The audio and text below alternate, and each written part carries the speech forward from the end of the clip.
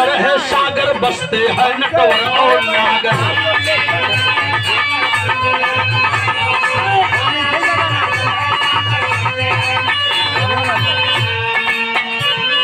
सागर में सागर है आया लेकिन था कोई ना पाया।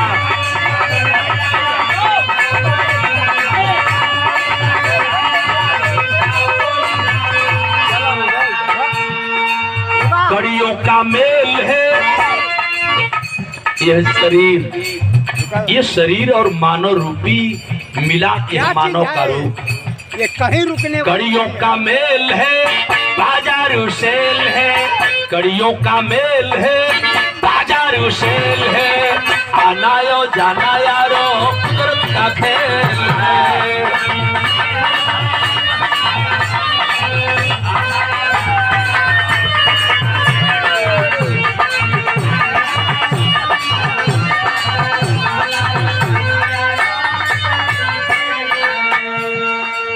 घमंड गरूर है रावण। तवज्जो देंगे मेरी लाइन पर। मैं बताया कि सारी चीज आपको इसी लाइन में मिल जाएगी। है क्या? कोई गरूर, कोई राक्षस, कोई देवता नहीं होता। देवता और राक्षस इस गौरी शंकर आचार्य में ही बस। घन घमंड गरूर है रावण भक्ति भाव भाई।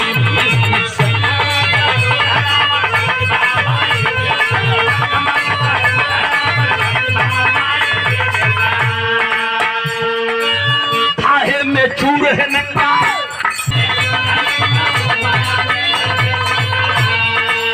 धन दौलत खेल है माया मोह जेल है। धन दौलत खेल है माया मोह जेल है। आना यो जाना यार कुदरत का खेल है।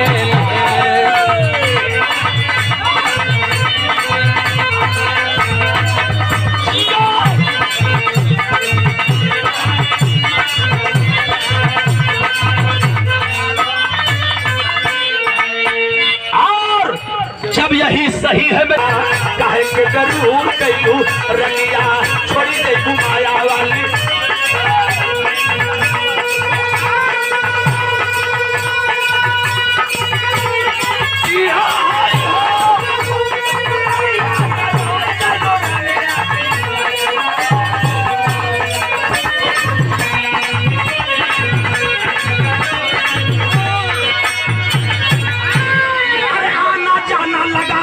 यह दुनिया का मेला हो यह दुनिया का मेला।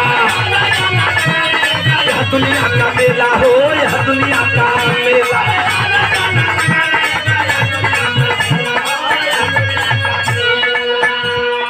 लोभ मोह सब स्वार्थ त्यागा। लोभ मोह सब स्वार्थ त्यागा। ई कैसन झमेला हो कि कहे के गरूर काहे के गरूर कैलू। सब माल छोड़ जइबू रनिया।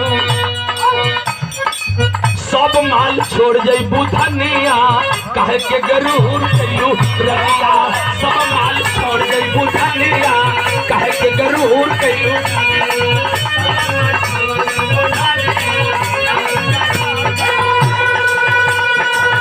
जिया बेटा जिया।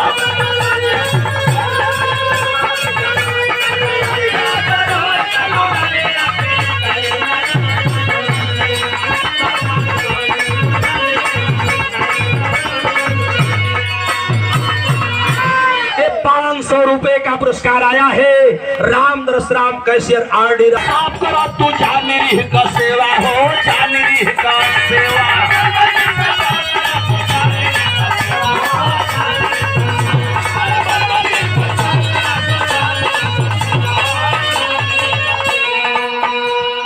पावन पुनीत स्वार्थ त्यागा। मन अंदर के स्वार्थ त्यागा तब मिली मेवा हो की। काहे के गरूर कैलू काहे के गरूर कैलू। सब माल छोड़ जइबू धनिया। सब माल छोड़ जइबू धनिया। काहे के गरूर कैलू रनिया। सब माल छोड़ जइबू धनिया। काहे के गरूर कैलू। सब माल छोड़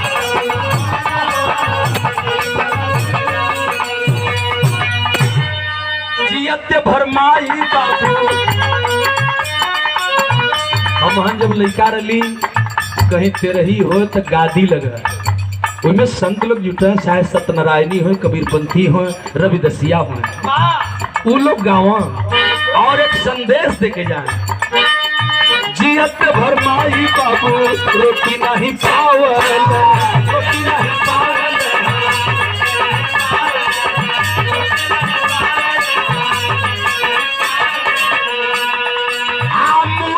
खुशिया में खतबट टोला हो मुआला खुशिया में खतबट टोला हो यही कलज गवा में अधर्म होला हो यही कलज गवा में अधर्म होला हो यही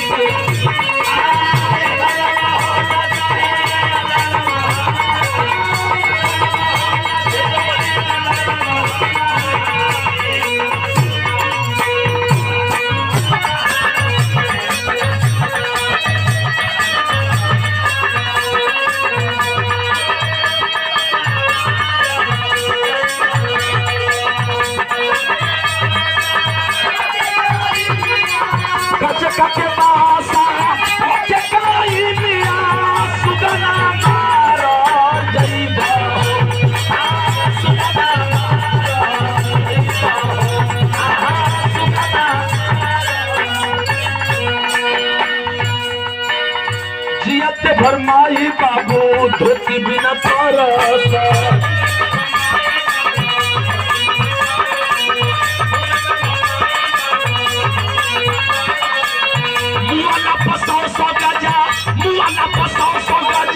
कफन गिरेला हो अखिया से देखल है यही आई एगो ले ले आई ये लिए लिखल गल लाइन जियत भरमाई बाबू धोती नहीं पावल वाला पसाव सौ गजा कफन गिरेला हो वाला पसाव सौ गजा कफन गिरेला हो यही कलज अधर्म होला हो यही कलज अधर्म होला हो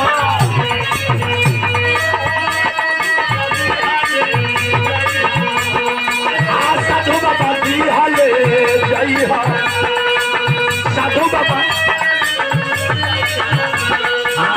अपन ही झोली यक भाभूतिया अपन ही झोली यक भाभूतिया साधु बाबा दी हले जय हो साधु बाबा दी हले जय हो साधु बाबा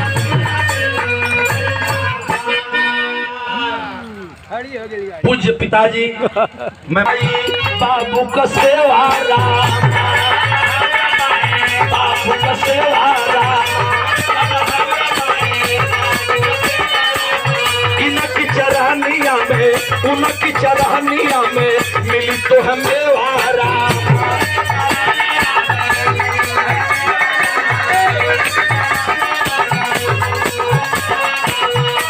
चारों धाम हुआ माई बाबू का सेवारा में उनकी चरनिया में गया गजाधर बद्रीनाथ केदारनाथ सोमनाथ या जो भी मान ले सगरी तीर्थ घरों हो यही लिए हम एगो गीत लिखले रही कि गंगा का धारा बह सबके दुअरवा त अंगना में कुआना का हुई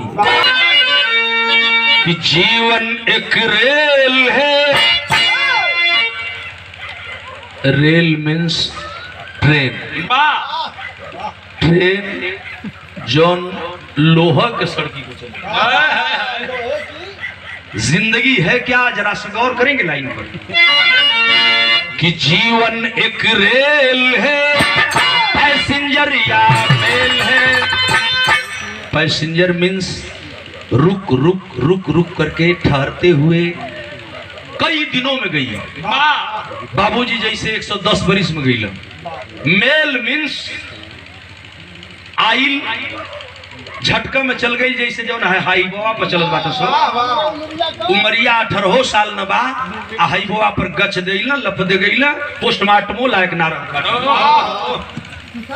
यह गीत है कि जीवन एक रेल है पैसेंजर या मेल है आना यो जाना यार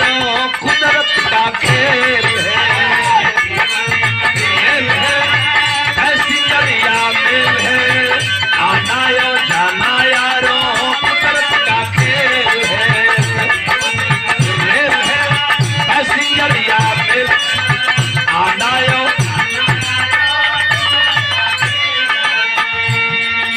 चित जल पावक गगन समीरा पंच तत्व से रचित शरीरा गगन समीरा पंच तत्व से रचित चित जल पावक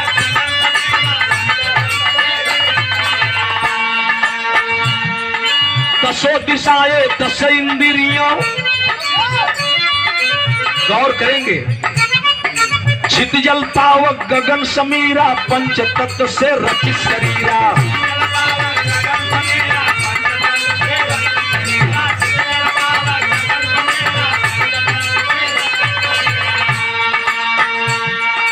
दसों दिशाएं दस इंद्रिया हम में तुम में बना दी दुनिया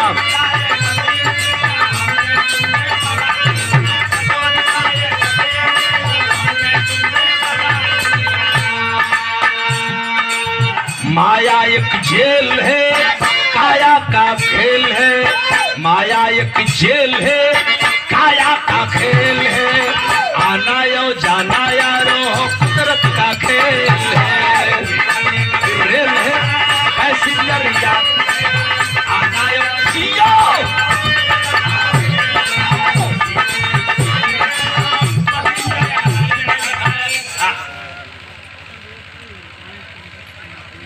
रामचंद्र भैया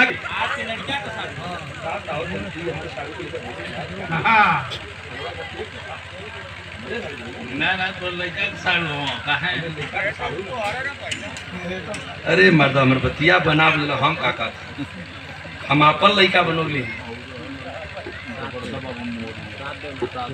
सादा मोहम जेल है माया मोह जेल है काया का खेल है आना यो जाना यारो कुदरत का खेल है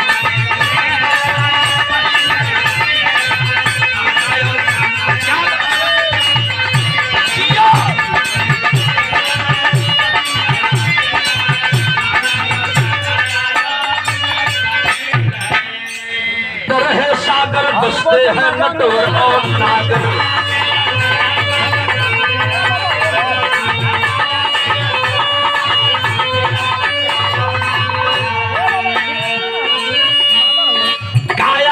अंदर है सागर बसते हैं नटवर और नागर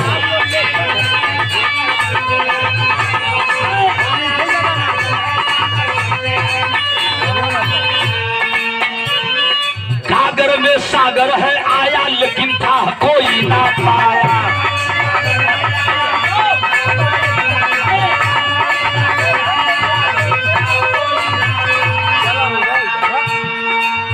कड़ियों का मेल है ये शरीर और मानव रूपी मिला के मानव का रूप ये कहीं रुकने कड़ियों का मेल है बाजारू सेल है कड़ियों का मेल है बाजारू सेल है आना यो जाना यारो कुदरत का खेल है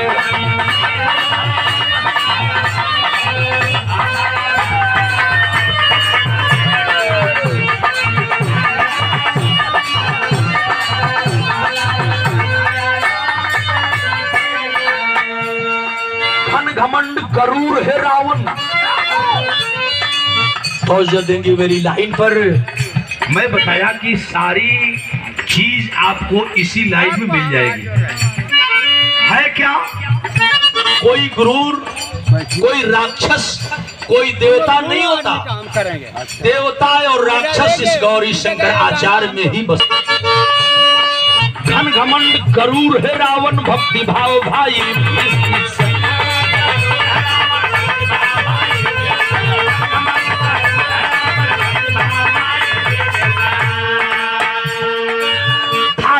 चूर है नंगा घन घमंड गरूर है रावण जेके घमंड हो गल जेके गरूर हो गल कि हम स्वर्ग में सीढ़ी बनवाए थे रावण भक्ति भाव भाई विभीषण इसी को थाहे में चूर है नंगा थाहे में चूर है नंगा माया में भय पे भंगा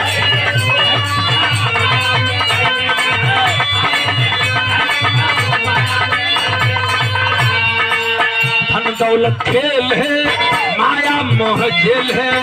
धन दौलत खेल है, माया मोह जेल है।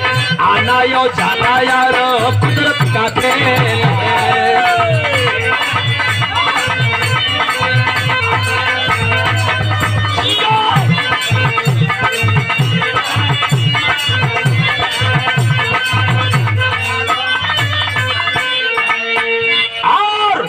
जब यही सही है मेरे बाबूजी, ऐ मेरे बिरहा सुनने वाले श्रोता बंधुओं, चैनल पर गीत सुनने वाले मेरे प्यारे भाइयों और चैनल वाले साथियों, यूट्यूब से जुड़े, फेसबुक से जुड़े, व्हाट्सएप से जुड़े हमारे सम्मानित साथियों को गौरी शंकराचार्य प्रणाम करता है।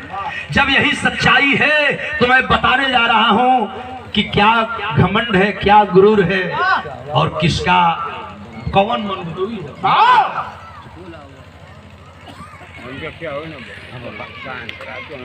जमेल को ने काम के तो मैंने एक लाइन लिखा हो, कौन सी लाइन है?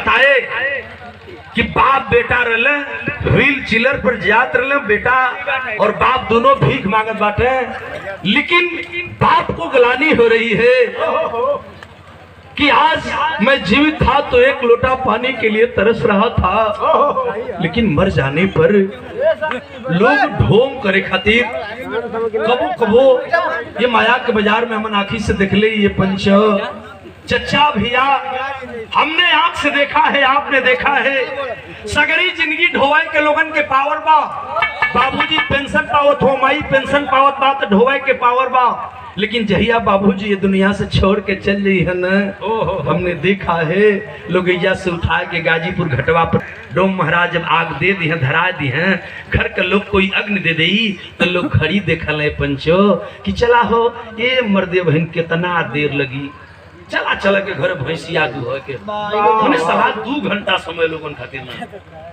जब ही शरीर छूट जाई तो यह बच्चा कह रहा है चचा तनी से मेरी बात पर गौर करो।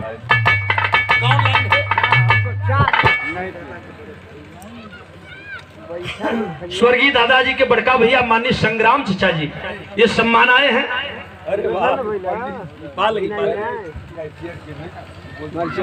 आरडी राम कैसियर साहब, रामदरस राम कैसियर साहब के मित्र हैं आप माननीय पंडित जी।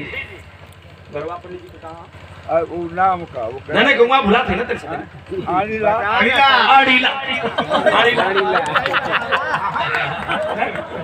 यही के भैया का भैया से कब भेंट हो जले ये हम ना करने ये कहला कि आचार्य जी तोहरे और तोहार घर तो मर्यादपुर है, मधुबन विधानसभा में पड़ला मर्यादपुर, हमरे और के ऐसा नहीं से नाव हुआ जौन कहीं देश में नाव ना है, ये हम ना कहती। भैया कहल कई बेर कहल जय बेर दंगल होला लगातार इनसे दंगल होत बा, रोजे हमन गावत हिया बहन पूरा अप्रैलवा भर खाली हमरे नहीं कभी रहा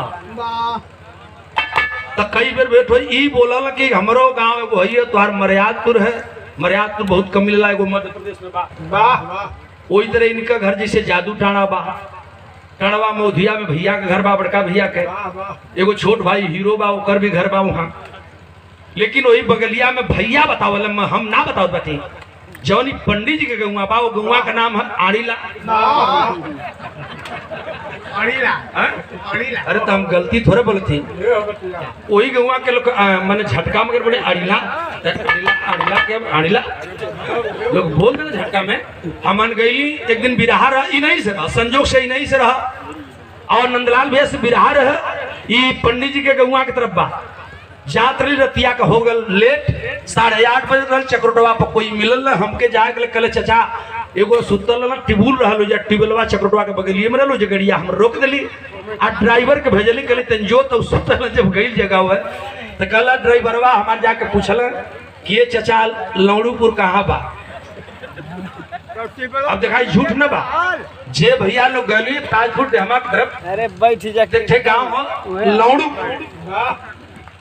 वो ड्राइवर साहब हमार जाके पूछल कहला कि ये चचा लौड़ूपुर कहाँ बा, कहला कि है का बा, कहला कि लौड़ूपुर कहाँ बा, कहला है का है अगवा तो है, मैंने वो कहला कि अगवा है तो मुड़िया हिलाओ तो क्या का बात वो बुझल खला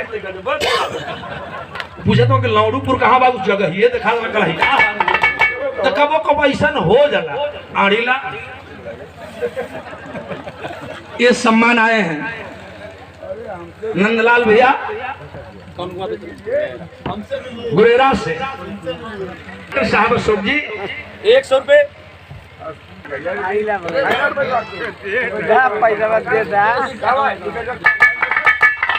राम दरस राम कैशियर साहब यूनियन बैंक हंसराजपुर, उनके मित्र माननीय पंडित जी गुरुजी तरफ से, जिनका घर अनिला पोस्ट ऑफिस के बड़े बाबू हैं, बड़े मित्र हैं, हमारे सुख दुख के साथी हैं। आप गुरु जी तो सम्मान आए हैं। ये लाइन पर, कौन लाइन पर?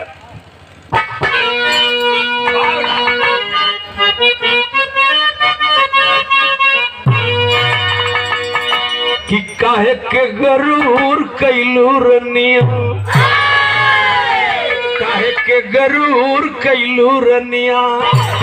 जब यह सही है माननीय विधायक जी, तो हम और आप इस संसार में बसने वाले सर्व समाज के भाइयों के लिए लाइन लिखी गई कि काहे के गरूर कैलू रनिया, अरे छोड़ी जैबू माया वाली दुनिया।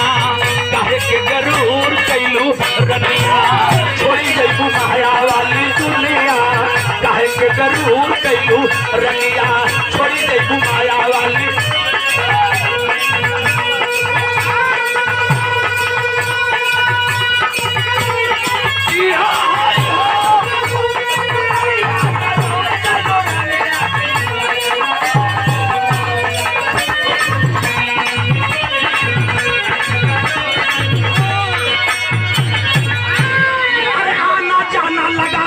यह दुनिया का मेला हो, यह दुनिया का मेला,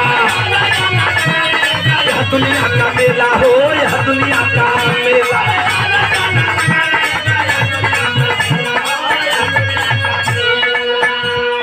लोभ मोह सब स्वार्थ त्यागा, लोभ मोह सब स्वार्थ त्यागा। ई कैसन झमेला हो कि कहे के गरूर कैलू, काहे के गरूर कैलू। सब माल छोड़ जैबू रनिया, सब माल छोड़ जैबू धनिया। काहे के गरूर कैलू रनिया, सब माल छोड़ जैबू धनिया। काहे के गरूर कैलू।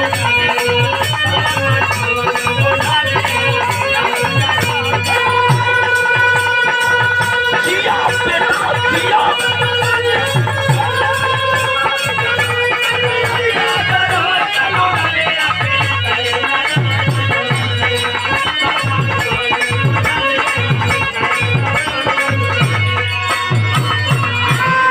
₹500 का पुरस्कार आया है राम दरस राम कैशियर आरडी। आप करो तू जानी का सेवा हो, जानी का सेवा।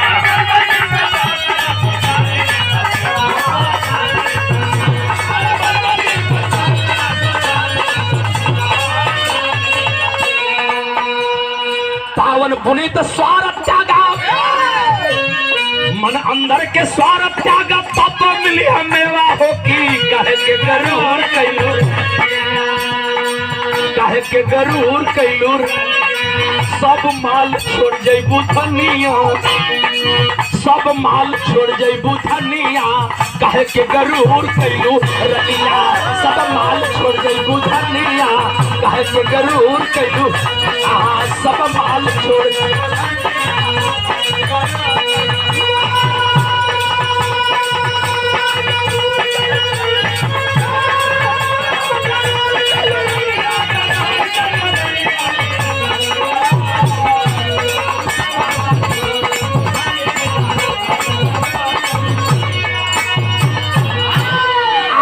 कभी जवानी में मन मातल घन घमंड तू कैलू हो, घन घमंड तू कैलू।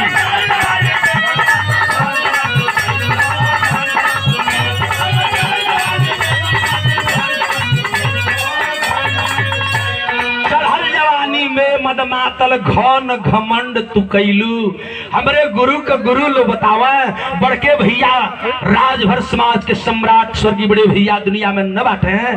भैया बतावा कि अगली के छोड़ दे, पिछली के छोड़ दे, बिचली के धार पकड़ रगा मरोड़ दे।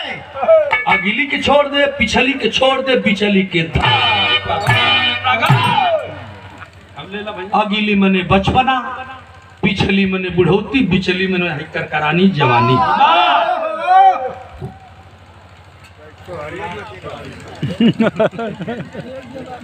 परमार्थ सेवा में समर्पित इस भजन की लाइन पर देखिए, बचपना छोड़दा, बुढ़ौती छोड़दा है, जवनिया जब करकरानी है। पंडित जी जवनिया जब आवल तो फाटत ही आवल में से बहादुर, जवनिया जब आवल तो हम कहीं कपड़ा से फाटत आवेले, कपड़ा से फाट के आई बे, जवानी कपड़ा में है, बरवा झर लेकर दिखाओ तो कपड़ा, ये बिचवा में से फाड़त ही आवले, एकदम फाड़ के बिचवा में उभर जाले। यही के मनावे के है, यही लिए लोग कहला संत लोग कि चढ़ा जवानी में मदमातम धन घमंड तू कैलू हो, धन घमंड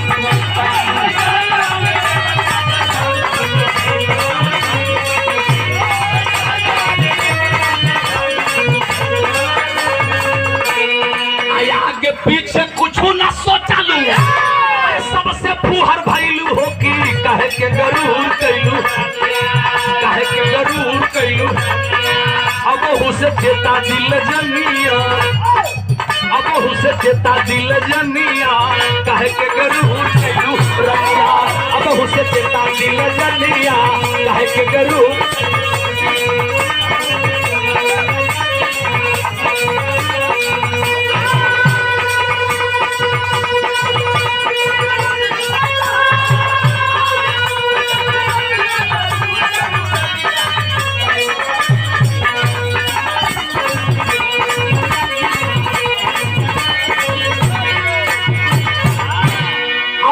भैया बता रहे थे उधरिया से, आप लोग सुनत रहे, भैया बतावत रहे कि वो बाप बिलख रहा है कि आज मर जाने के बाद लोग हमें पीपल में पानी दे रहे हैं, दहिया के मोल मोल के ना, दहिया के मल के नहवाए के लोग इंड सेंट इतर पोतत बाटा।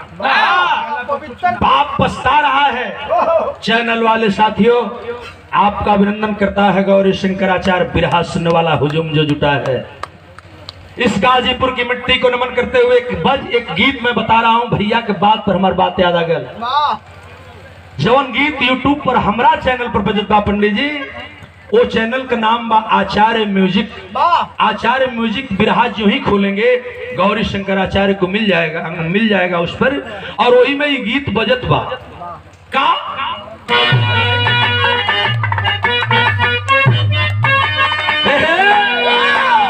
कि अधर्म होला हो,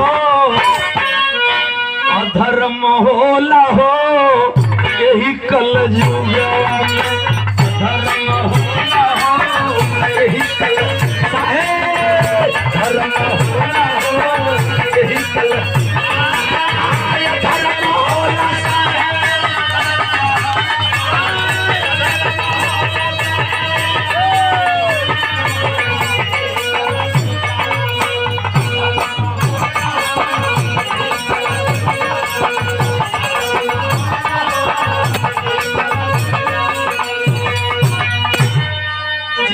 भरमाई बाबू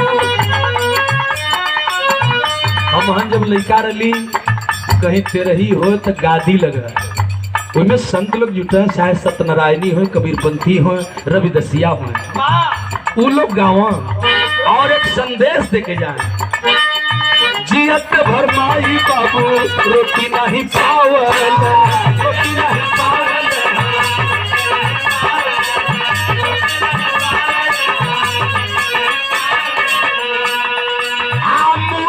खुशिया में खतबट टोला हो, मुवाला पर खुशिया में खतबट टोला हो, यही कलयुग में अधर्म होला हो, यही कलयुग में अधर्म होला हो, यही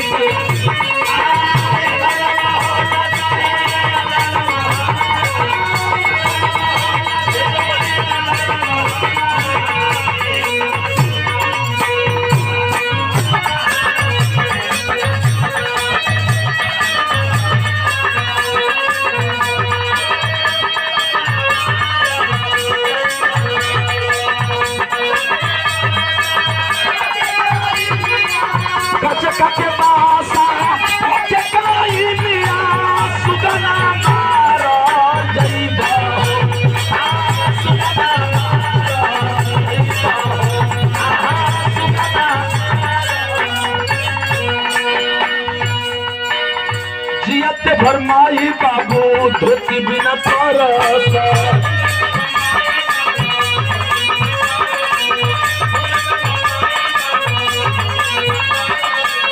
मुआना पसाओ सौ गजा मुआना पसाओ सौ गजा कफन गिरेला हो अखिया से देखल है जे ही आई एगो ले ले आई ए लिए लिखल गल लाइन जियत भर माई बाबू धोती नहीं पावल मुआना पसाओ सौ गजा कफन गिरेला हो मुआना पसाओ सौ गजा कफन गिरेला हो यही कल जिंदवा अधर्म होला हो यही कल जिंदवा अधर्म होला हो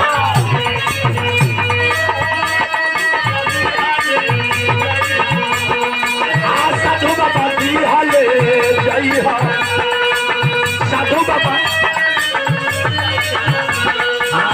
अपन ही झोली यके भाभूतिया अपन ही झोली यके भाभूतिया साधु बाबा दी हाले जय हो साधु बाबा दी हाले जय हो साधु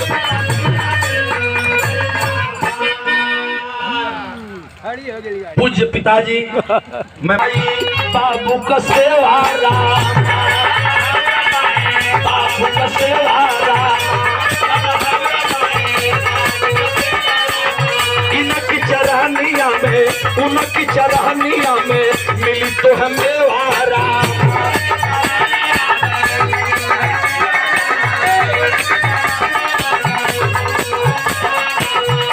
चारों धाम हुआ माई बाबू का सेवारा में उनकी चरनिया में गया गजाधर बद्रीनाथ केदारनाथ सोमनाथ या जो भी मान ले सगरी तीर्थ घरों हो यही लिए हम एगो गीत लिखले रही कि गंगा का धारा बह सबके दुअरवा त अंगना में कुआना का हुई जवन हो तवन कुल घरों हो यही के खोजे के हो। माननीय विधायक जी मंच पर आ रहे हैं, एक बार जोरदार तालियों से आप स्वागत कर दे माननीय विधायक जी का। आप लोग ताली नहीं कर सकते, ताली बजा करके स्वागत करिए। माननीय विधायक जी आखिरी लाइन है मेरी, असली सजाई है माननीय विधायक जी।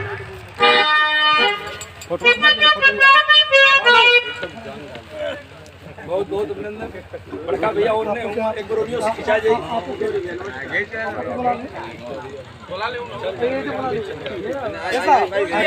माननीय विधायक जी मंच पर है, नंदलाल भैया से चाहूंगा कि आप भी मंच पर आ जाए। खाली फोटो मरिया तनी एक बार हो जाए भाई, यही का जमाना बा, फेसबुक से प्रचार होता। आइए माननीय चैनल वाले भाइयों को बहुत बहुत अभिनंदन। ले ले बहुत बढ़िया भैया,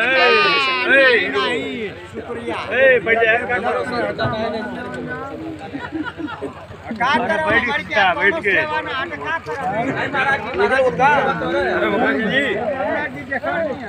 ऐसे बड़ी यार कोई सेवा न बा, इसीलिए तो गौरी शंकराचार्य एक बात कह करके जा रहा है, एक बात गीत खत्म कर रहा है। यहाँ बात क्या है जरा से गौर करेंगे। बाबू गुड्डू रवि जी आप माला पहर आकर के स्वागत कर रहे हैं। माननीय आर डी राम कैसियर साहब जी मंच पर है। हमारे बहुत बहुत अभिनंदन। जखनिया विधानसभा के सर्व समाज के भाइयों का बहुत बहुत अभिनंदन। जय भीम, जय भारत, जय सोहनदेव। अब कह दे मंच आप कोई के बुरा अब आइए तनिक हम बहुत शुक्रिया, बहुत शुक्रिया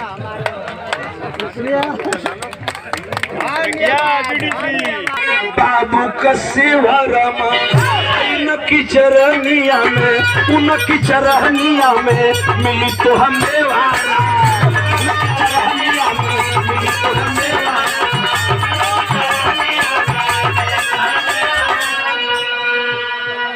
अरे यही से गौरी शंकर निस्दिन अपने, अरे गौरी शंकर यही बात भजन करेला, अरे गौरी शंकर यही बात अरे चरण पूजेला हो। यही कलजुगवा में अधर्म होला हो, यही कलजुगवा अधर्म होला हो।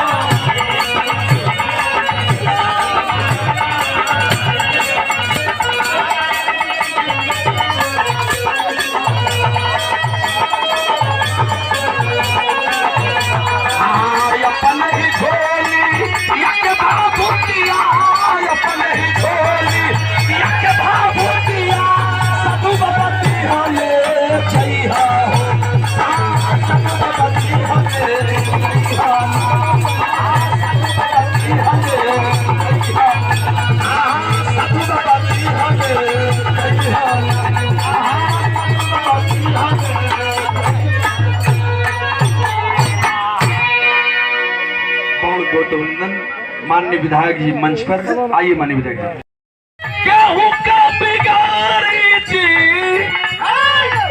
अरे केहू का बिगाड़ी जी,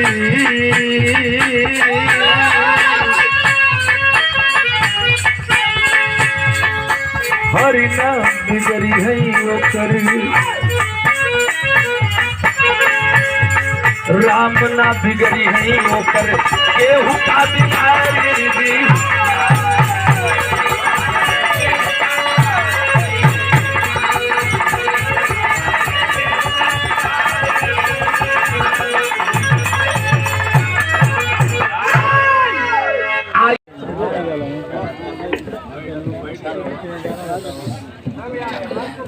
सबसे पहले मैं